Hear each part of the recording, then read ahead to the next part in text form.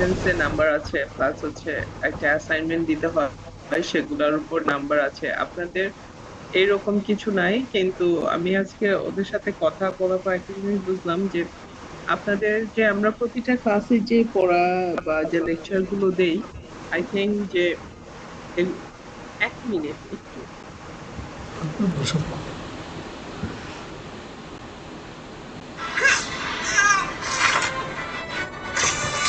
आजा आजा आजा आजा आजा ये देखो इन्हें ये तो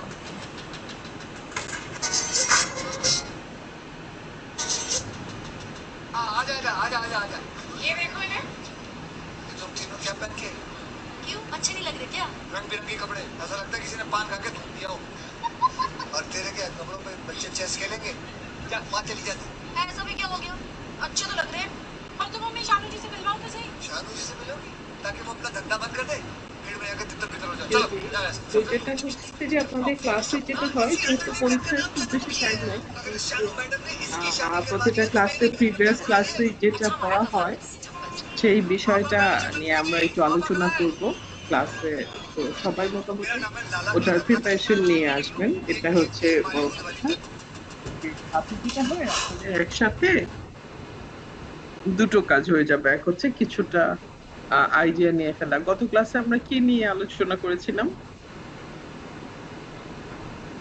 ম্যাম, বা প্রত্যয় সংযুক্ত এবং সহরূপমূল হ্যাঁ, শব্দ গঠন। শব্দ গঠন প্রক্রিয়া নিয়ে আলোচনা করেছিলাম, সেটা ম্যাটেরিয়ালও আপনাদেরকে দেওয়া হয়েছে। এর আগে রূপমূল আলোচনা করা হয়েছে, সহরূপমূল আলোচনা করা হয়েছে, শব্দ গঠন। আমি আজকের ক্লাসে শব্দ গঠনের যৌগিকীকরণ নিয়ে আলোচনা করব। এখানে ইনফিনিক্স হট 9 প্লে একজন জয়েন করেছেন, আপনি কে?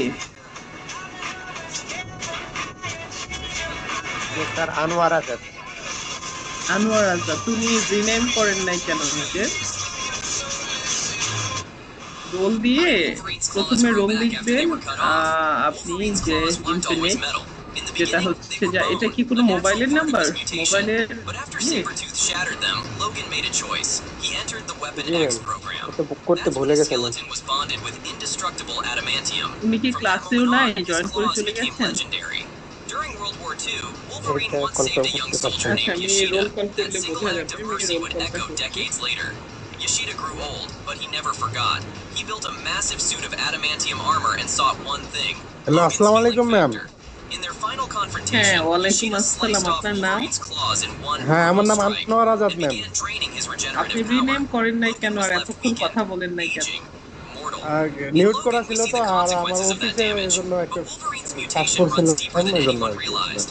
Even stripped of his আচ্ছা, strength, আপনি his রিনেম body করেন, fought back. প্রথমে রোল The লিখেন, bone তারপর নিজের claws নাম লিখেন। regenerated, and in time, the adamantium আচ্ছা, returned. ঠিক আছে। Wolverine didn't just recover.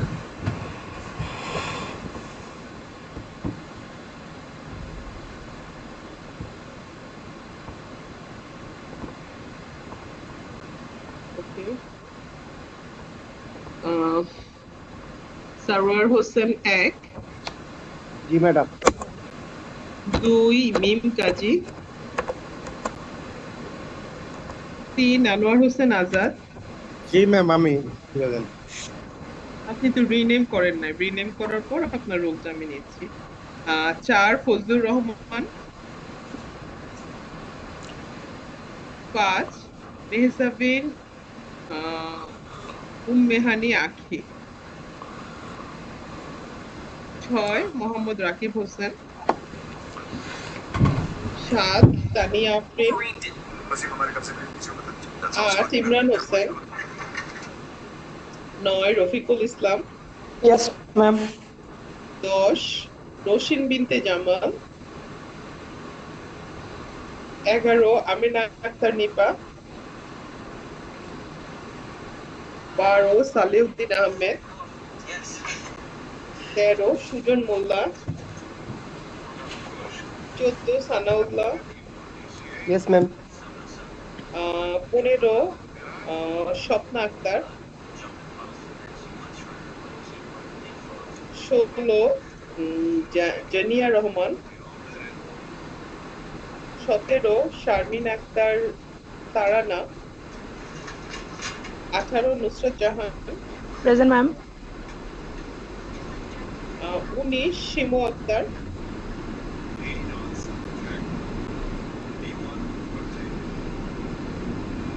তারপর 20 হচ্ছে জুবাইদ আহমেদ, 21 নাজমুল হোসেন, 22 শরিয়া আক্তার রাত্রি, প্রেজেন্ট ম্যাম। তারপর এরপর আমি 25 নাহিদ হাসান, এরপর 29 সজীব মিয়া, প্রেজেন্ট ম্যাম। 30 রাকিবুল ইসলাম রাকিব, 33 দিলীপ কুমার ধর, 34 আব্দুল্লাহ আল মামুন সৈকত, 36 জুয়েল হোসেন, ইয়েস ম্যাম। 37 সুমি আক্তার, 38 ফারিয়া ইয়াসমিন, 39 মিরাজ হোসেন, 41 পূজা রানী মুখার্জি, জি ম্যাম। তারপর 42 নাহিদ, 43 44 45 46 47 ফারজানা। ম্যাডাম 47। আপনার পুরো নাম কি ফারজানা? ফারজানা ইয়াসমিন সাথী। ফারজানা ইয়াসমিন সাথী, ওকে। তারপর 54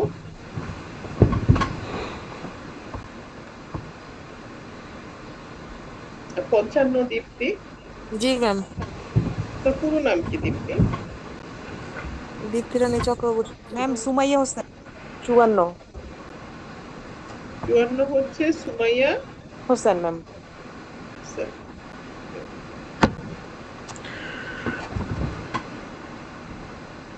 ওকে, দেওয়া হলো। ম্যাম 42 নাহিদ হাসান। ওকে, দিলাম।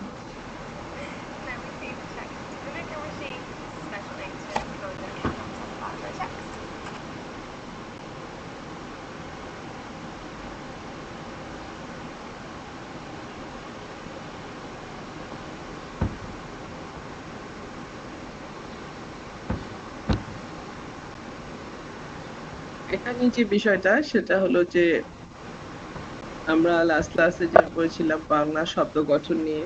তো শব্দ গঠন যে বিষয়টা, যে বিভিন্ন ভাবে আমরা জানি যে শব্দ গঠন হয়ে থাকে বা শব্দ গঠনের, আচ্ছা আপনি রিনেম করার পরও রিনেম কেন করেননি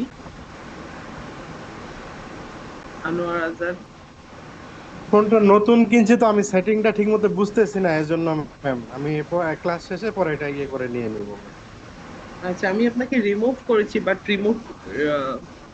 রিমুভটা আমি করেছি কিন্তু রিপোর্ট করিনি। তো এই জন্য আপনি জয়েন করতে পেরেছেন। নেক্সট ক্লাসে কেউ কখনো নিজের নাম রোল ছাড়া জয়েন করলে আমি কিন্তু রিমুভ করে দেব। জয়েন করতে পারবেন। আমি বুঝতেছি না নতুন করে মানে ফোনটার নাম। আপনার রোল কত? এটাই উঠছে আর কি ম্যাম। আপনার রোলটা একবার বলেন। আমার roll 3 ma'am. Anwar Hossain Azad, roll 3।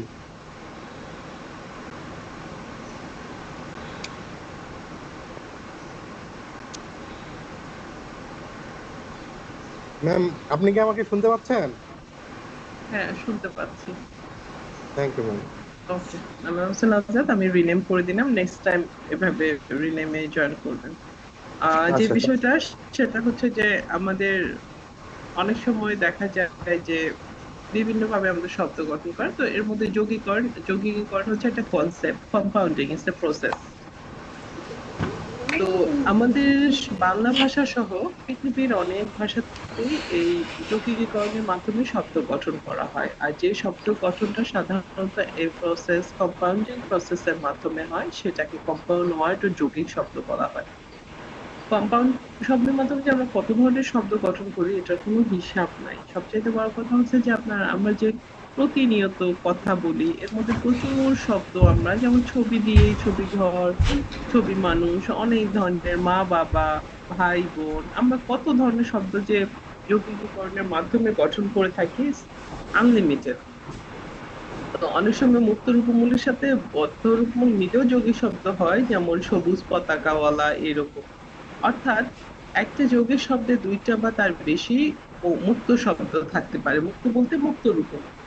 তো এখানে যেটা হচ্ছে, যেমন আহ এটা সবসময় ছিল, ডক্টর মুহাম্মদ শহীদুল্লাহ যেমন তার যে গ্রন্থটা একদম পুনঃপ্রকাশ হয়েছে, সেখানেও দেখা যায় যে তিনি এটাকে যুক্ত শব্দ বলেছেন, যৌগিক শব্দকে আমাকে যুক্ত শব্দ বলেন। অর্থাৎ আমরা বলবো যৌগিক শব্দ, বিকজ যৌগিক শব্দটা হচ্ছে এটা বাংলা পরিভাষা হিসেবে এটা অনেক বেশি প্রচলিত। এর ইংরেজি হচ্ছে কম্পাউন্ড ওয়ার্ড, আর যা প্রসেস সেটাকে বলা হচ্ছে কম্পাউন্ডিং। কম্পাউন্ডিংটা বিভিন্ন ভাবে হতে পারে। এখানে আমাদের যে উদাহরণগুলো আছে, আমরা যদি উদাহরণগুলো দেখি, আপনারা দেখেন যে কত ধরনের মানে উদাহরণ এখানে শহীদুল্লাহর উদাহরণ দেওয়া হয়েছে। কি পরিমাণ শব্দ আমরা রাজ থেকে নিয়েছি, রাজ, পুরোজ, রাজ, প্রাসাদ। অর্থাৎ আমরা প্রচুর শব্দ কম্পাউন্ডিং এর মাধ্যমে গঠন করে থাকি।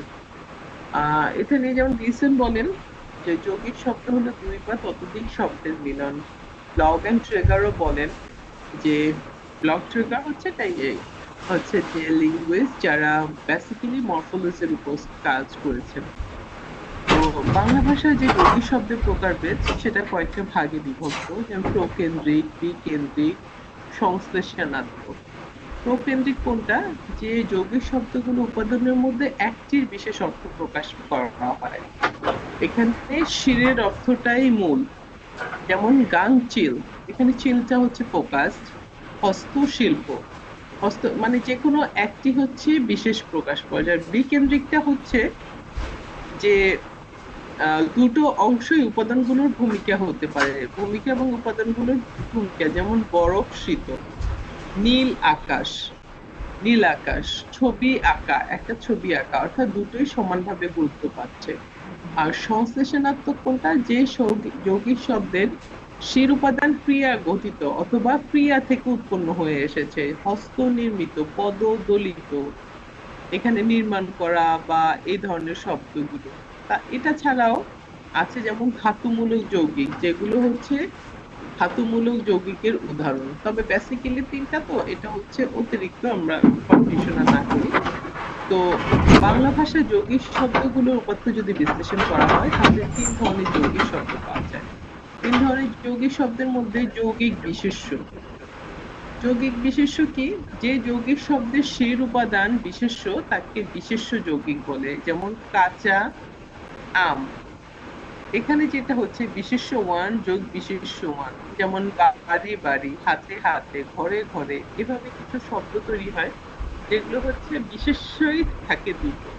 এখানে যেমন রবীন্দ্রসঙ্গীত শিল্পী গোষ্ঠী, এখানে দেখা যায় যে বিশেষ্যের উপর ফোকাস করে হচ্ছে। তারপর আমাদের যদি দ্বিতীয় ধরনটা দেখি, এখানে দেখা যায় যৌগিক বিশেষণ। যৌগিক বিশেষণটা কি?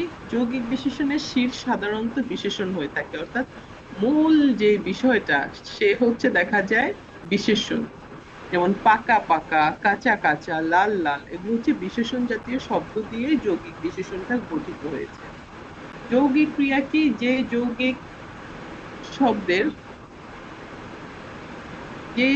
শব্দের শির উপাদান ক্রিয়া থেকে সৃষ্টি, সেটা হচ্ছে যৌগিক ক্রিয়া। বাংলা শব্দে যে গঠন সূত্র আছে, যেমন বল খেলা, ছবি আঁকা, চক লাগা, যেতে যেতে, হাসতে হাসতে, আমরা যদি বিরক্ত শব্দ দেখি, এই বিষয়গুলো। এখানে পৃথিবীর প্রায় সব ভাষাতেই আমাদের যৌগিক শব্দের ব্যবহার রয়েছে, তবে যৌগিক শব্দের ব্যবহার লেখার নিয়ম এক না, বিভিন্ন ভাষা বিভিন্ন ভাবে গঠিত হয়। যেমন একক শব্দের মতো একটি ইউনিট রূপে যেমন হয়, অনেক সময় যেমন আমরা যদি নীল আকাশ বলি সেটা ওয়ান ইউনিট হয়ে যায়। আবার যেমন আমাদের বিভিন্ন শব্দে যেগুলো একরকম মিলে গেছে আর হাইফেন ব্যবহার করি না, ওভারসি, আন্ডারআর্ম, সুইটহার্ট, ওয়াইল্ডফায়ার, এই বিষয়গুলো যেমন হচ্ছে যে একটা শব্দ হয়ে গেছে। আর পৃথক শব্দের ন্যায় যেমন high chair, living room, prayer room, letter box, পৃথক শব্দ হয়েও সেটা যৌগিক শব্দ হচ্ছে। অর্থাৎ দুটো আলাদা, যেমন মা বাবা দুটো পৃথক শব্দ, বাট এটা একটা যৌগিক শব্দ। আবার অনেক সময় অতিরিক্ত ধ্বনিমূলক বৈশিষ্ট্য হচ্ছে কি, যেমন আমাদের শ্বাসাঘাত, মিট, স্বর। আমরা অনেক সময় দেখা যায়, যেমন আমি যদি একটা উদাহরণ দিয়ে থাকি, যে এটার বাংলা উদাহরণ যদি দিয়ে থাকি, যেমন তুমি কি খেয়েছো, তুমি কি খেয়েছো। এখানে দেখেন যে অতিরিক্ত ধ্বনিমূলীয় বৈশিষ্ট্য যেটা আমাদের ডিস্টিংটিভ ফিচার আর বিশেষ বৈশিষ্ট্য, যে তখন যেটা হয় যে অনেক সময় শ্বাসাঘাতের জন্য, ঝোঁকের জন্য, আমাদের টোনের জন্য অর্থের পরিবর্তন হয়। তুমি কি খেয়েছো আর তুমি তুমি কি খেয়েছো এর মানে হচ্ছে হ্যাঁ অর না। হ্যাঁ আমি খেয়েছি, হ্যাঁ আমি খাই নাই। তুমি কি খেয়েছো, তো তখন প্রশ্নটা মানে হচ্ছে যে তুমি অ্যাকচুয়ালি কি জিনিস খেয়েছো, ভাত খেয়েছো, রুটি খেয়েছো, ফ্রুটস খেয়েছো, যে কোনো জিনিস। অর্থাৎ আমাদের টোনের উপর ডিপেন্ড করে অনেক সময় দেখা যায় যৌগিক শব্দ গঠন হয়ে থাকে। আবার শব্দের মাঝখানে হাইফেন ব্যবহার করেও প্রচুর যৌগিক শব্দ গঠন হয়। আমরা জানি যে অনেক শব্দ আমরা যখন ব্যবহার করি, যেমন আমরা যদি বলি বিশ্লিষ্ট ভাষা বা কোনো একটা বিষয়, আমরা মাঝখানে একটা হাইফেন যুক্ত করে শব্দ সংগঠন করি। অলওয়েজ যে কোনো ভাষায়, কোনো লিটারেচারে বা কোনো ধরনের শব্দ গঠনের পর্যায়ে দেখা যায় হাইফেন সংযুক্ত করে প্রচুর শব্দ যুক্ত করা হয়। আমাদের বাংলা ভাষায় যৌগিক শব্দেরও কোনো স্পেসিফিক কোনো রুলস নাই যে আমরা এটা ফলো করে যৌগিক শব্দ করছি অথবা ওটা ফলো করে। অনেক সময় দেখা যায় আমাদের অর্থদের নিজস্ব অভিজ্ঞতা বা কোনো একটা যখন খুব প্রচলিত হয়ে যায় তখন আমরা বলে দিই। যেমন অনেক শব্দে কিন্তু দেখা যায় যে, যেমন আমরা যদি হিমশীতল বলি, হাইফেন ব্যবহার হচ্ছেও না, বাসস্থানে আমরা ব্যবহার করছি না, কর্মস্থলে ব্যবহার করছি না। কিন্তু দেখা গেল ভাষা সমিতি একটা কথা যদি বলি, এই ভাষা সমিতির মাঝে আমরা হাইফেন ব্যবহারও করতে পারি, নাও করতে পারি। অর্থাৎ আমাদের ভাষায় দেখা যায় যে হাইফেন সহ এবং হাইফেন বাদে দুই ভাবেই অনেক সময় অথরদের ইচ্ছার উপরে এই বিষয়গুলো চলে। অর্থাৎ যৌগিক শব্দের যে একটা স্পেসিফিক রুলস বা ওই ধরনের কোনো কিছু আমাদের ফলো হয় না। যেমন ইংরেজি ভাষায় একদম স্পেসিফিক রুলস আর বিষয়গুলো আছে। তো আমাদের যে বিষয়টা, আপনাদের যৌগিকীকরণ হচ্ছে একটা কনসেপ্ট। আমি একটু প্রতিটা জিনিসই আপনাদেরকে দিয়ে দিই। তো আপনাদের যেটা হচ্ছে যে কনসেপ্টে আপনারা এই যৌগিকীকরণ কি, আমাকে অ্যাটলিস্ট এই জিনিসটা বলবেন। আগামী ক্লাসে আপনাদের কাজ হলো যে শুধু ইয়ের কাজ না, যে আপনাদের যৌগিকীকরণের কনসেপ্টটা বলবেন যে আপনারা বুঝতে পেরেছেন কিনা। তা আপনাদের আমরা এখন পর্যন্ত যে জিনিসগুলো পড়িয়েছি, যে ধ্বনিবিজ্ঞান ও ধ্বনি তত্ত্ব, ধ্বনিবিজ্ঞানের বিভিন্ন শাখার পরিচয়, বাকধ্বনি গঠনের আমাদের যেটা হচ্ছে এটা আমাদের ফনেটিক। আমরা যে বিষয়গুলো পড়েছি সেটা হচ্ছে মরফোলজির যে বিষয়গুলো, যে রূপতত্ত্বের একদম সবচেয়ে বেসিক যে জিনিসটা আমরা দেখেছি সেটা হচ্ছে যে আমাদের যে রূপতত্ত্বের বিভিন্ন পদ্ধতি আছে, যে পদ্ধতিগুলো ফলো করে আমরা শব্দ গঠন করে থাকি অথবা রূপতত্ত্ব গঠন করে থাকি। সেটা দেখা যায় যে কোনো একটা বিশেষ প্রসেস ফলো করে, যেমন প্রথাগত ব্যাকরণ হতে পারে, সেটা সৃষ্টিশীল ব্যাকরণ হতে পারে, সাংগঠনিক ব্যাকরণ হতে পারে। তো আমাদের যে বিষয়টা আমরা আপনাদের সাথে আলোচনা করেছি যে রূপতত্ত্বের যেমন যে সংঘাত, সেটার সাথে প্রথাগত, সাংগঠনিক, রূপান্তরমূলক, সৃষ্টিশীল ব্যাকরণ অনুসারে রূপতত্ত্বের কনসেপ্টটা আমরা অ্যানালিসিস করেছি। এটা ছাড়া রূপতত্ত্বের বৈশিষ্ট্য শ্রেণীবিন্যাস করেছি, সহরূপমূলের বৈশিষ্ট্য আবার প্রকারভেদ আমরা দেখেছি। আবার শব্দ গঠন প্রক্রিয়াতে আমরা কিন্তু একটা জিনিস ফোকাস করেছি, সেটা হচ্ছে শব্দ আর রূপমূলের মধ্যে পার্থক্য নির্দেশ। এটা কিন্তু গুরুত্বপূর্ণ একটা বিষয়, শব্দ আর রূপমূলের মধ্যে পার্থক্য নির্দেশ।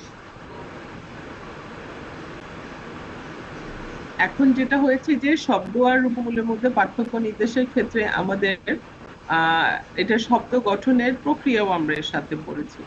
তো আপনাদের যে বিষয়টা সেটা হচ্ছে যে আমরা প্রতিটা ক্লাসে বা যে বিষয়গুলো পড়ি আমরা পরবর্তীতে সেগুলো আর ওইভাবে দেখা যায় যে হয় না। যেমন আপনাদেরকে আজকে আমি যে কনসেপ্টটা পড়িয়েছি যৌগিকীকরণ, আপনাদের নেক্সট ক্লাসে আমার টাস্ক থাকবে যে আপনারা যৌগিকীকরণটা আমাকে ইন ডিটেলস বলবেন যে কনসেপ্টটা কি।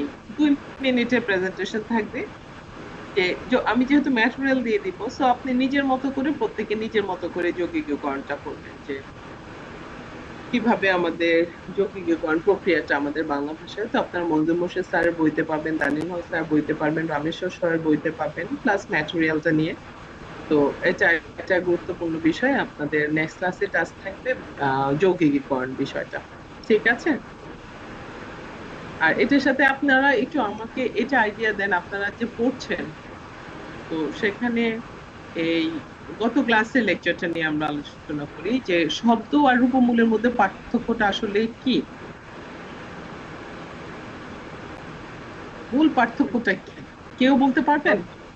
জি ম্যাম, শব্দ আর রূপমূলের মধ্যে পার্থক্য হচ্ছে রূপমূল ভাষার ক্ষুদ্রতম একককে রূপমূল বলে, আর শব্দ হচ্ছে কয়েকটি ধ্বনি একত্রিত হয়ে শব্দ তৈরি হয়। শব্দের ক্ষেত্রে গুরুত্বপূর্ণ বিষয় যেটা, সেটা হচ্ছে রূপ ইয়ের মতো ধ্বনিমূলের যেটা যেটা মুক্ত রূপমূলের সংজ্ঞা, যে ক্ষুদ্রতম অর্থপূর্ণ ভাষাতাত্ত্বিক উপাদান। এখানে অর্থপূর্ণ বলতে যে ক্ষুদ্রতম অর্থপূর্ণ ভাষাতাত্ত্বিক উপাদান যেটা ভাষায় স্বাধীনভাবে ব্যবহার হতে পারে। তো সেই ক্ষেত্রে দেখা যায় যে আমাদের যে মুক্ত রূপমূলগুলো আছে সেগুলো কিন্তু শব্দের পর্যায়ে পড়ে যায়। এই জন্য বলা হয় যে সব রূপমূল শব্দ না, কিন্তু সব শব্দই রূপমূল। বিকজ সব রূপমূল শব্দ না কেন, কারণ বদ্ধ রূপমূল গুলা কিন্তু রূপমূল, সেগুলো কিন্তু শব্দ না। আপনার টি, থানি, গুলো, এগুলো কিন্তু শব্দ না, এগুলো হচ্ছে বদ্ধ রূপমূল। তো বদ্ধ রূপমূল গুলো শব্দ না, এই জন্যই বলা হয় সব শব্দই হচ্ছে রূপমূল, কিন্তু সব রূপমূল শব্দ না। এর মূল বিষয়টা হলো বদ্ধ রূপমূল গুলো শব্দের কাতারে পড়ে না। উক্ত রূপমূলের যে সংঘাত, সেই সংঘাতই হচ্ছে শব্দের। আমি কি বোঝাতে পেরেছি আপনাদেরকে? জি ম্যাম, বুঝতে পারছি। ওকে, আমি চাই এই কনসেপ্টে যেন আপনাদের কোনো কনফিউশন না থাকে। তাহলে আগামী ক্লাসে আমরা যৌগিকীকরণ কনসেপ্টটা আপনারা বলবেন, একই সাথে বদ্ধ রূপমূল আর হচ্ছে বদ্ধ রূপমূল না, রূপমূল এবং শব্দ সংগঠনের পার্থক্যটা আপনারা দেখে আসবেন। কারণ যে এই শব্দ আর রূপমূলের মধ্যে পার্থক্য কি, আর শব্দ গঠনের প্রক্রিয়াগুলো দেখে আসবেন। আপনাদের শব্দ গঠনের প্রক্রিয়ার উপর 2 মিনিটের একটা প্রেজেন্টেশনের মতো আমি আশা করি যে ক্লাসের মধ্যে আপনারা অংশগ্রহণ করবেন। ম্যাম, আমি কি বিগত ক্লাস থেকে এখন প্রশ্ন করতে পারি? হ্যাঁ হ্যাঁ, অবশ্যই বলেন। আচ্ছা, বিগত ক্লাসে যে শব্দ গঠন প্রক্রিয়াতে এফিক্স নামে একটা শব্দ ছিল প্রত্যয় সংযুক্তিতে। এই এফিক্স শব্দটা আসলে বুঝতে পারছি না। এটা আমি গুগলেও সার্চ করছি সমার্থক কোনো শব্দ খুঁজে পাওয়ার জন্য, খুঁজে পাই নাই। না না, অ্যাফিক্স হচ্ছে কি সমার্থক শব্দ পাবেন না, অ্যাফিক্স হচ্ছে প্রত্যয়। আপনি যেটা বলছেন এটার বাংলা ইংরেজিতে আমরা হয়তো অ্যাফিক্স বলছি। অ্যাফিক্স হচ্ছে মর্ফোলজির একটা খুব গুরুত্বপূর্ণ টার্ম। অ্যাফিক্স কি? অ্যাফিক্সই আমাদের শব্দ গঠনে আপনার এখানে প্রক্রিয়া বলা হচ্ছে। এটা হচ্ছে যে প্রক্রিয়াতে যে অ্যাফিক্স হচ্ছে যে আপনার উপসর্গ, বা আমরা আদি, এটা আদি প্রত্যয় বলা হয়, অন্ত প্রত্যয় বলা হয়।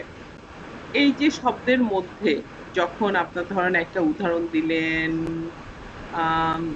ইউজফুল, বা ধরেন যে কোনো একটা হ্যাপি, ধরেন আমি একটা উদাহরণ দিলাম হ্যাপি। তো হ্যাপির যদি আমি আগে আনহ্যাপি, এখানে একটা যে বিষয়টা যুক্ত করলাম এটা হচ্ছে অ্যাফিক্সের মধ্যে, এটাকে বলা হচ্ছে প্রিফিক্স। আর আমি যদি হ্যাপির সাথে হ্যাপিনেস করছি, নেস যুক্ত করছি, তখন দেখা যায় ওখানে আমি একটা সাফিক্স যুক্ত করছি। সাফিক্সটা হচ্ছে অ্যাফিক্সকে প্রধানত 3টা ভাগে ভাগ করা যায়: প্রিফিক্স, সাফিক্স এবং প্রিফিক্স, সাফিক্স এবং ইনফিক্স। তো আচ্ছা এখানে ম্যাম, যেটা বুঝতে পারছি। এটা ইংরেজি শব্দটাকে বাংলায় লেখার কারণে আমার কাছে মনে হয়েছে অন্য কোনো শব্দ লেখা। বুঝতে পারছি ম্যাম। না না, অ্যাফিক্স হচ্ছে প্রত্যয়টাকে বলা হচ্ছে। মানে এই প্রত্যয়টা অনেক সময় যেটা বলা হয়, আমরা যেটা উপসর্গ বলি এটাকে আদি প্রত্যয় বলা হয় এবং উপসর্গ বলা হয়, এটাই বলা হয়। বুঝতে পারছি ম্যাম, ইংলিশে শব্দের আগে আমাদের পিছে শব্দ যোগ করে যে শব্দ গঠন করা হয়। যে শব্দ গঠন করা হয়। তাহলে আগামী ক্লাসে আপনারা শব্দ গঠনটা দেখে আসবেন, আর বদ্ধ রূপমূল এবং শব্দের পার্থক্য, ঠিক আছে? জি ম্যাম। আর যৌগিকীকরণ কনসেপ্টটা যাতে আপনাদের ভুল না হয়, কারণ আপনারা একটা জিনিস শিখবেন, মর্ফোলজি শিখবেন, দেখেন এখানে যে এটা প্রত্যেকটা কনসেপ্টে আমি চাই আপনারা ক্লিয়ারলি শিখেন। আপনাদের যেহেতু কন্টেন্ট দেখা যায় 7টা আছে কিন্তু ক্লাস দেখা যায় প্রচুর থাকে, তা আমরা প্রত্যেকটা জিনিসই আপনাদের সূক্ষ্ম সূক্ষ্ম করানোর চেষ্টা করি। তা আপনাদের প্রিপারেশন ভালো হচ্ছে? প্রিপারেশন ম্যাম সবকিছু মিলে একদম হজবরল হয়ে গেছে। সেটাই, এটা অ্যাকচুয়ালি আপনাদের জন্য অনেক প্রেশার হচ্ছে। আমিও চেষ্টা করছি সবচেয়ে ইজিয়েস্ট ওয়েতে আপনাদেরকে পড়াতে, যেহেতু আপনাদের 2টো সেমিস্টার একসাথে পরীক্ষা হবে না। হ্যাঁ, একটু গ্যাপ থাকবে হয়তো 15 দিন বা 1 মাসের মতো, কিন্তু 1 মাসে কি পুরো রিভিশন দেওয়া সম্ভব ম্যাম? সেটাই, থার্ড এবং ফোর্থ 2টো সেমিস্টারে কিভাবে করবেন হোয়াট এভার। আপনারা যদি সিরিয়াস না হন, সেটা একটা গুরুত্বপূর্ণ বিষয় যে আপনাদের ম্যাডাম ছুটিগুলোকে একটা খুঁজে কাজে জিনিস লাগাতে জিজ্ঞেস হবে। করতে পারি ম্যাডাম? হ্যাঁ হ্যাঁ বলেন। ম্যাডাম আমরা তো থার্ড সেমিস্টার ম্যাডাম আমাদের একটা সাবজেক্ট ছিল ঐতিহাসিক ও তুলনামূলক ভাষা বিজ্ঞান। তো হ্যাঁ সেখানে আমরা মানে আমাদের তো ভাষার পুনর্গঠন নামের একটা টপিক আছে ম্যাডাম। তো হ্যাঁ ওইখানে দেখা যাচ্ছে ম্যাডাম যে অনেক রকমের উদাহরণ দেওয়া থাকে, যেমন ভাষার আপনাদের কে পুনর্গঠন। পড়িয়েছে ঐতিহাসিক? Jennifer madam পড়াইছে। ওকে, হ্যাঁ বলেন। তো ওইখানে কি ম্যাডাম আমাদের যখন বলা হয় যে আসলে ভাষার পুনর্গঠন কি, তখন তো মূলত আমাদের কনসেপ্টটা লিখতে হয় প্লাস একটা এক্সাম্পলও দিতে হয় যে ভাষার পুনর্গঠনটা কিভাবে মানে কিভাবে হয়ে থাকে। যেমন একটা মানে একটা শব্দ দেওয়া আছে, ওই শব্দের সাথে অন্যান্য শব্দের একটা তুলনা করা হয়। যেমন আমরা যদি বলি যে যেমন স্প্যানিশ বলেন কিংবা ফ্রেঞ্চ বলেন, ইটালিয়ান বলেন, তাদের মধ্যে একটা তুলনামূলক পার্থক্য দেখাতে হয় যে এই শব্দগুলোর মধ্যে এই এই মানে এইগুলোর ডিফারেন্স আছে ম্যাডাম। এটা কি আমরা যে কোনো মানে 2-3টা ভাষার থেকে নিয়েই কি ম্যাডাম আমরা দেখাতে পারবো, নাকি এটা নির্দিষ্ট করে ম্যাডাম কোনো একটা ভাষারই দেখাতে হবে? না না, এটা সাধারণত যেটা হয়, যেমন আমার যেটা মনে হয়, পুনর্গঠনের যে এক্সাম্পল আপনাদের বেসিক্যালি এটা তো কম্পারেটিভ হিস্ট্রিক্যাল ফিলোসফির একটা বিষয়। তো পুনর্গঠন হচ্ছে যে প্রধানত তুলনামূলক পদ্ধতির উপর। তো সেখানে আপনি যদি অন্য ভাষা থেকে এক্সাম্পল নিয়ে দেখেন ইস প্রপার অ্যাপ্রোপ্রিয়েট, এবং আমার মনে হয় না এটা কোনো সমস্যা হবে।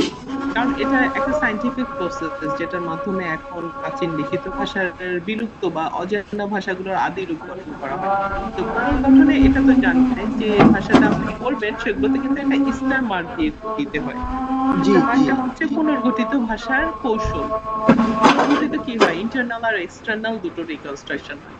এখন আপনার যেটা হচ্ছে, আপনাদেরকে তো বেসিক্যালি করানোর কথা হচ্ছে ইন্দো, মানে আমাদের তো অনেক ভাষা পরিবার আছে, কিন্তু তুলনামূলক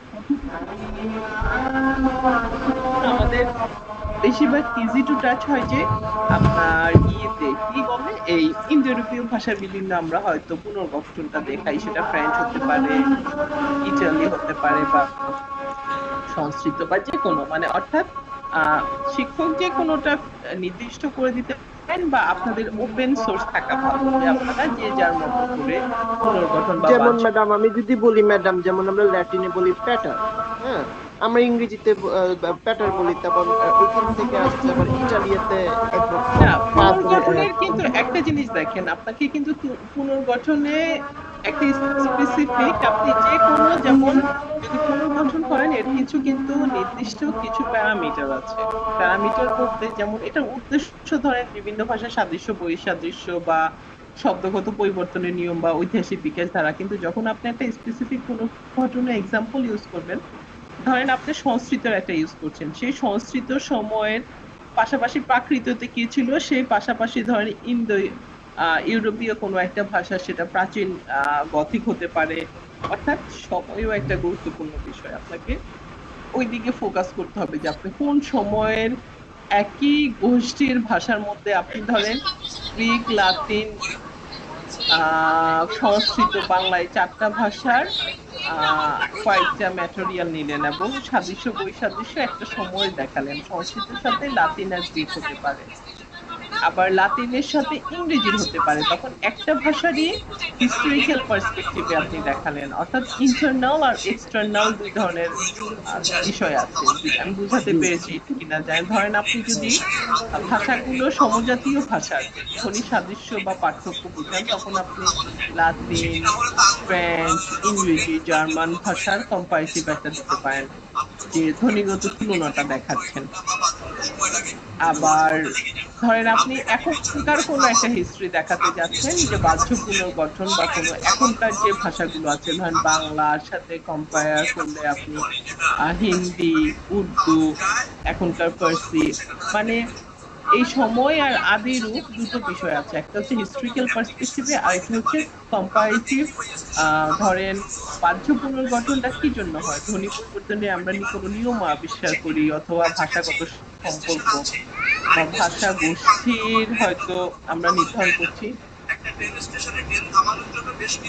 আচ্ছা আচ্ছা ছাড়। ও তো যেটা হচ্ছে আবার আভ্যন্তরীণ পুনর্গঠনটা হয় কি জন্য? আপনার যেটা হয় যে একটা ভাষার অভ্যন্তরীণ রূপ, ব্যতিক্রম, বৈচিত্র্য অথবা আদি রূপ যেগুলো আপনারা দেখেন। তো এই বিষয়টা যে এক্সাম্পলটা সম্পূর্ণ আপনার রেলিভেন্ট এক্সাম্পলটা আপনি বই থেকে নেবেন, ওইটা কোনো সমস্যা হওয়ার কথা না।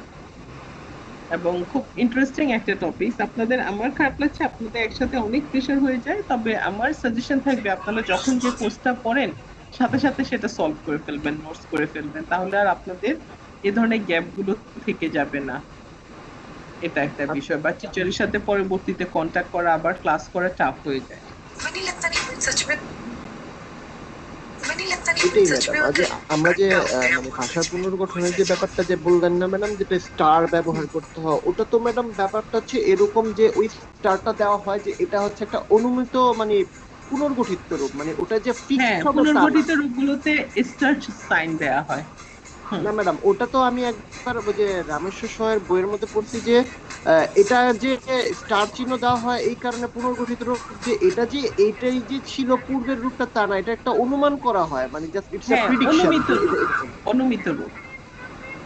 আবার আরেকটা পুনর্গঠিত ব্যাপার রূপ। হচ্ছে ম্যাডাম, আমরা যখন যে কয়টা ভাষার মধ্যে তুলনামূলক যে পরীক্ষাটা করে যখন আমরা একটা পুনর্গঠিত রূপ তৈরি করি, যে ওটা যে ম্যাডাম ওখানে দেখা যায় যে কিছু কিছু ধ্বনি আছে যেগুলো প্রত্যেকটার মধ্যে থাকে, তো তখন সেখান থেকে একটা কমন ভাবে নিয়ে ওই দেখা যায় যে এখানে এভাবে বলা আছে যে যেভাবে যখন একটা পুনর্গঠিত রূপ হয় ওটা যে এত পরিশোধিত হয় যে ওই সময়কার ভাষার যারা ইউজ করতো তারা যে এরকমই ভাষা ইউজ করতো তাও না, জাস্ট এটা একটা মানে প্রিডিকশন করা হয়, এটা হতেও পারে, ম্যাক্সিমাম সময় না হওয়ারও সম্ভাবনা অনেক বেশি থাকে। হ্যাঁ হ্যাঁ, এই জন্যই এটাকে সবসময় যখনই আপনার কোনো একটা ভাষা পুনর্গঠন করা হয় সেটার নাম থাকে প্রোটো।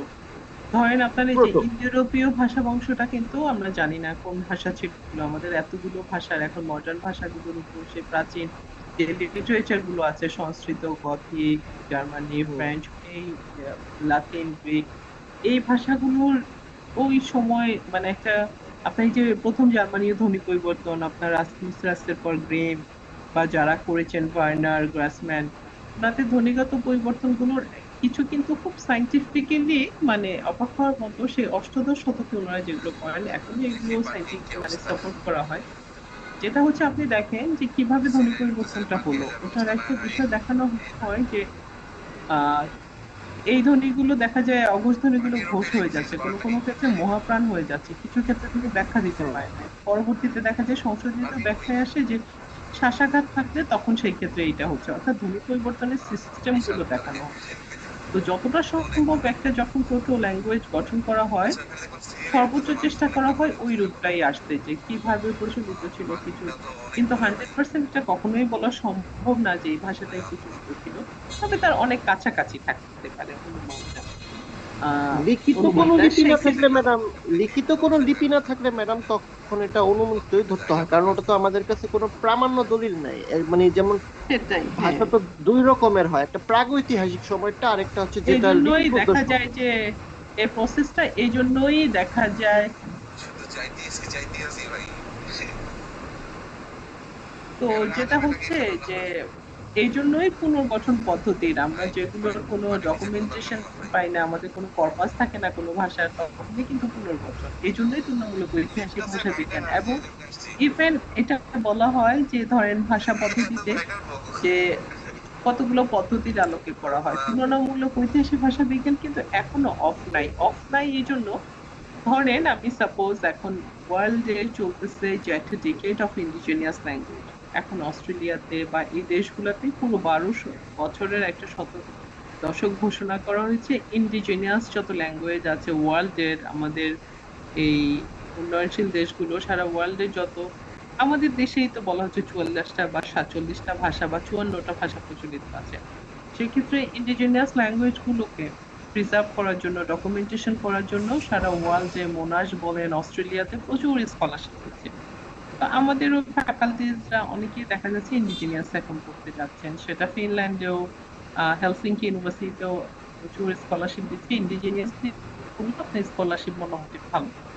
তো যেটা হচ্ছে এই ভাষাগুলো নিয়ে যখন যারা কাজ করতে যাচ্ছেন, ধরেন আমার এক কলিগ মো ভাষা নিয়ে কাজ করছেন, এখন সে মো ভাষা যখন গ্রামার কর্পাস এটা তৈরি করলো, ধ্বনিতত্ত্ব, রূপতত্ত্ব, বাক্যতত্ত্ব, এটার সাথে সাথে তাকে আরেকটা কাজ করতে হয়, এই ভাষাটা কোন ভাষা বংশ থেকে আসছে, সেটা কি মানে চীনা তিব্বতী ওর ইন্দো ইউরোপীয় ভাষা বংশ, অন্য প্রায় 26টা ভাষা বংশ আছে।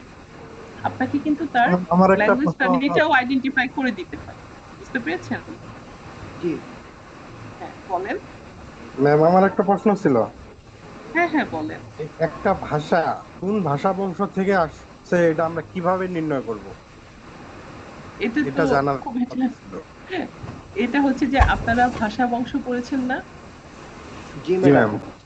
এই ভাষা বংশের মধ্যে দেখবেন যে ভাষা বংশের কিছু বংশগত শ্রেণীকরণে কিছু কিছু আপনার ক্লাসিফিকেশন দেখানো হয়, যে আমরা যখন একটা বংশগত শ্রেণীকরণে দেখতে যাই তখন দেখা যায় সেই বংশগত শ্রেণীকরণের আপনার অনেকগুলো বিষয় থাকে যেগুলোর উপর ডিপেন্ড করে আপনাকে আহ ভাষাগুলোর মধ্যে মানে ঐতিহাসিক যোগসূত্র আছে কিনা এটা দেখানো হয়। যেমন ধরেন আমাদের সংস্কৃত, প্রাকৃত, অপভ্রংশ বাংলা, এগুলোর মধ্যে কিন্তু একটা ঐতিহাসিক যোগসূত্র আছে। আমরা জানি বংশগত শ্রেণীকরণে সাধারণত যেটা করে কোনো ভাষা পরিবার, ভাষা শাখা বা উপশাখা অনুযায়ী বিভক্ত করা হয়। এখন আমরা ইন্দো ইউরোপীয় ভাষা বংশের কথা বললাম, এটা হচ্ছে পৃথিবীর সবচেয়ে বড় ভাষা বংশ, কিন্তু বংশগত শ্রেণীকরণের কিছু বৈশিষ্ট্য থাকে। এটা হচ্ছে কি ভাষা শ্রেণীকরণে ভাষার উৎপত্তি আর জন্মগত ইতিহাসকে বিবেচনা করা হয়, কোন প্রাচীন ভাষা থেকে বিকশিত হয়েছে সেটা বিশ্লেষণ করা হয়। এই যে এক্ষেত্রে পুনর্গঠনটা আপনার আবার আত্মীয়তা নির্ণয় করা হয়, যে বিভিন্ন ভাষার মধ্যে পারিবারিক সম্পর্ক, আমরা যেটা রক্ত সম্পর্ক বলি, যে ম্যাডাম আমি পারিবারিক সম্পর্কটা নির্ণয় করা হয়। ব্যাপারটা ভাষার বংশগত যদি ধারণা করতে হয় তো সর্বপ্রথম আমাদেরকে অভ্যন্তরীণ যে পুনর্গঠনটা এটা একটা ভাষার করতে হয়, যেটা একটা ঐতিহাসিক রূপটা কি এরকম। তারপরে ম্যাডাম আমাদের আশেপাশের ভাষার সাথে তুলনা করতে হয় যে কার কার সাথে ব্যাপারগুলো ম্যাচ খায়। যখন আমরা ম্যাচ করতে পারি তখন আমরা ধরে নিতে পারি যে এই কয়টা ভাষা একটা নিশ্চয়ই আদি রূপ থেকে এসেছে। তখন সেই আদি রূপের সাথে আবার আরো কয়েকটা আদি রূপের ভাষার সাথে যোগসূত্র তৈরি করার পরে ধরে নিতে পারি যে এটা এই ভাষা থেকে, এরকম করে পিছিয়ে যেয়ে ম্যাডাম ভাষা বংশ তৈরি করতে হয়। সেটাই আপনার ধ্বনি, শব্দ, ব্যাকরণের যে পরিবর্তন, এটা রিকনস্ট্রাকশনের মাধ্যমে এর ইতিহাসগুলো দেখতে হয়। তারপরে ধ্বনিগত সাদৃশ্যগুলো দেখতে হয়, কগনিটিভ ওয়ার্ক একটা খুব, হ্যাঁ অনেক লং প্রসেস। আবার হচ্ছে যে আপনার বংশগত শ্রেণীকরণটা হচ্ছে এখনকার মানে আধুনিক বা মডার্ন লিঙ্গুইস্টিক্স এর একটা স্বীকৃত আর বৈজ্ঞানিক পদ্ধতি। এখানে যেটা হচ্ছে আপনাকে এই মূল শব্দগুলো বিশ্লেষণ করতে হয়, কগনেট ওয়ার্ড গুলো দেখতে হয়, ধ্বনিগত সাদৃশ্য দেখতে হয়, অর্থাৎ এখানে অনেকগুলো প্রসেস আছে, বলতেই হয় না, প্রসেসগুলোতে আপনাকে ফলো করে করে একটার পর একটা। সাধারণত যেটা হয় বিভিন্ন ভাষার সাদৃশ্য আর বৈসাদৃশ্যগুলো প্রথমে নির্ণয় করা হয়, যে সংশ্লিষ্ট ভাষাটা ধ্বনিতত্ত্ব, রূপতত্ত্ব, বাস্তবতত্ত্বের সাথে তার কাছাকাছি, তার আশেপাশে ভাষাগুলোর কম্পেয়ার করা হয়, রিকনস্ট্রাকশন করা হয়। অর্থাৎ এখানে আমাদের এথনিক যে বিষয়টা আছে অনেক আলোচনা করা হয়। যে ধরেন একটা ভাষার মধ্যে, ধরেন একটা চাকমা ভাষার মধ্যে প্রচুর বাংলা শব্দ তৈরি হয়, তাই কি চাকমা ভাষার কি বংশ ইন্দো ইউরোপীয় হবে নাকি সেমিটিক হবে নাকি চীনা তিব্বতী? না অনেকগুলো ক্রাইটেরিয়া আছে যেগুলো আমাদেরকে অ্যাভয়েড করতে হয়। যেমন কি আমাদেরকে ওই যে ঋণকৃত ভাষাগুলো, শব্দগুলোকে আমাদের বাতিল দিতে হয়, কারণ ওগুলো তো একটা ভাষার মানে মূল ভাষা না, ওটা ঋণ করে নেওয়া হয়েছে। তাছাড়া আর তুলনামূলক যেগুলো আধুনিক শব্দগুলো যেগুলো ওগুলো অ্যাভয়েড করতে হবে।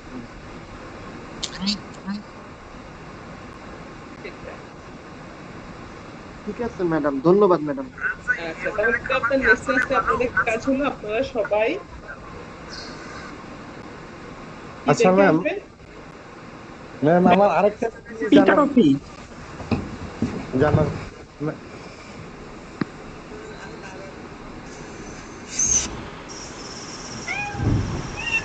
বলেন। ম্যাম আমার আরেকটা জিনিস জানার দরকার ছিল। কি বলেন? হ্যাঁ, একটা ভাষা এটা মানে কারোর সাথে ইন্দো ইউরোপিয়ান ভাষার সাথেও মিল নাই, আপনার ফার্সি ভাষার সাথেও মিল নাই, তারপরে যে কোনো ভাষার সাথেই মিল নেই, তখন আমরা সেই ভাষাটাকে কি হিসেবে এটার এই ভাষার ভাষা বংশ আমরা কিভাবে কি করবো ম্যাম, মানে বের করবো? এটা না না, এটা খুব প্রশ্ন হয়ে গেল। সেটা হচ্ছে কি, আপনার প্রত্যেকটা ভাষা পরিবারের কিছু বেসিক ফিচার্স থাকে।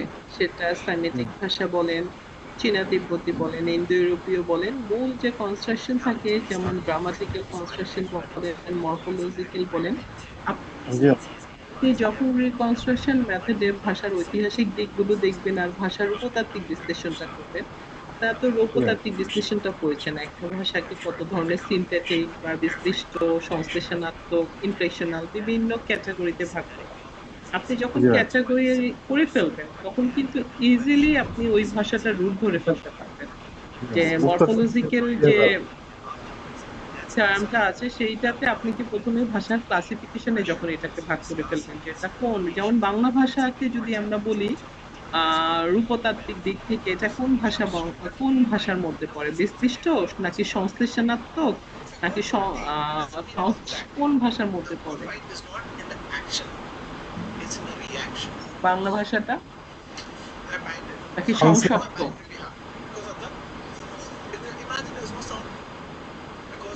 বাংলা ভাষা ইনফ্লেকশনাল ল্যাঙ্গুয়েজের মধ্যে পড়ে। তো আপনার যেটা হচ্ছে, আমাদের ইন্দো ইউরোপীয় ভাষা পরিবারের ম্যাক্সিমাম ভাষাই কিন্তু এটার মধ্যে পড়ে। তো ভাষার যখন আপনি মরফোলজিক্যাল আইটেম গুলোকে অ্যানালিসিস করবেন তখন কিন্তু বেসিক্যালি কোনো না কোনো ভাষা বংশে পড়েই যাবে। পৃথিবীতে এখন পর্যন্ত প্রায় 26টা ভাষা বংশ মোটামুটি প্রচলিত আছে, আরো বেশিও আছে, কমও আছে। তো আপনার রিকনস্ট্রাকশনের মাধ্যমে যেতে থাকলে সে কোনো না কোনটার সাথে টাচ করেই। এমন হয় না যে কোনো সোর্স খুঁজে পাওয়া যাচ্ছে না, এটা হয় না। প্রপারলি যদি ইয়ে করা হয়, কাজ করা হয়, আংশিক টাচ, যার সাথে আংশিক টাচ করবে সেটাকে ভাষা বংশ হিসেবে আমরা নির্ণয় করতে যার পারবো। সাথে আংশিক না মিলে যায়, আপনার মরফোলজিক্যাল ক্যাটাগরিজও দেখা যায় মিলে যায়, আপনার ওয়ার্ডের যে রিকনস্ট্রাকশন সেই জায়গাতে দেখা যায় মিলে যায়। যে কোন পর্যায়ে এসে দেখা হয় ঐতিহাসিক প্রেক্ষাপটে কোন পর্যায়ে এসে ভাষাগুলো চেঞ্জ হচ্ছে, সেখানে হিস্ট্রিও ভাষার সাথে সোশিও কালচারাল যে আমাদের বিষয়গুলো আছে সেগুলো খুব গুরুত্বপূর্ণ। জি ম্যাম। ওকে, ঠিক আছে, সবাই ভালো থাকবেন। আর ম্যাম এক সেকেন্ড ম্যাম, হ্যাঁ বলেন। ম্যাম আগামী ক্লাসের তিনটা টপিকের উপরে আমাদের অ্যাসাইনমেন্ট না, শব্দ গঠন প্রক্রিয়া, রূপমূল শব্দের মধ্যে পার্থক্য। না না, রূপমূল্য শব্দ গঠন, রূপমূল্য শব্দের মধ্যে পার্থক্য দেখবেন, শব্দ জি ম্যাম। গঠন প্রক্রিয়া। আরেকটা জিনিস হচ্ছে যে আজকে ক্লাসে যে পড়েছি যৌগিকীকরণ, আমাকে যৌগিকীকরণ কনসেপ্টটা আপনারা 3 মিনিটে বলবেন। আর এই তিনটে বিষয় সম্পর্কেই আপনারা পড়ে আসবেন। অ্যাসাইনমেন্ট কি আপনাদেরকে দিব? আপনাদের কি অ্যাসাইনমেন্টের উপর নাম্বার আছে? ম্যাম ওইরকম তো কিছু বলেনি এখনো আমাদের, এর আগের সেমিস্টার গুলোতে তো এরকম কিছু ছিল না। জি ম্যাম। আচ্ছা, আপনাদের সেকেন্ড সেমিস্টারে আছে অ্যাসাইনমেন্ট, সো তাদেরকে অ্যাসাইনমেন্ট দেওয়া হয়, এই জন্য আপনাদেরকে দেওয়া নেই। আমি ক্লাসে টাস্ক দিলাম যাতে ক্লাসে ইন্টারেক্টিভ হয়। ঠিক আছে, সবাই পড়ে আসবেন। ওকে, থ্যাংক ইউ।